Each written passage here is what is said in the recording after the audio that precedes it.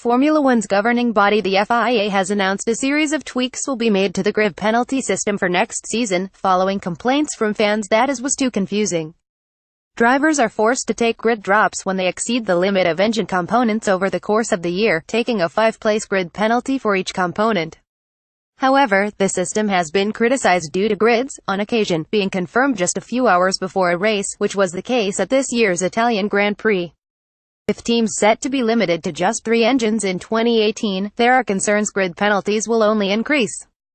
The issue was brought up on Wednesday at the World Motorsport Council. The change will consist of drivers who drop 15 places or more will start at the back of the grid.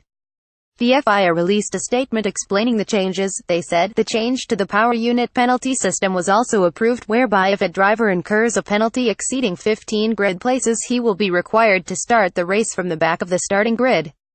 If more than one driver receives such a penalty, they will be arranged at the back of the grid in the order in which the offenses were committed.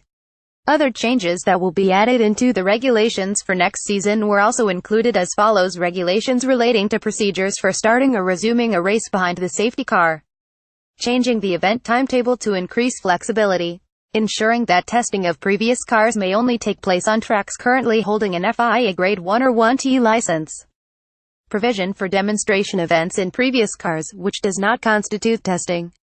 No such demonstrations may exceed 50 kilometers in length, and only tires manufactured specifically for this purpose by the appointed supplier may be used. Changes to ensure that oil cannot be used as fuel. Introduction of a detailed specification for oil, a minimum weight and volume for energy storage batteries. Changes to position of cameras and wing mirrors to accommodate the halo. Read more from Hamilton Lyndon Griffiths.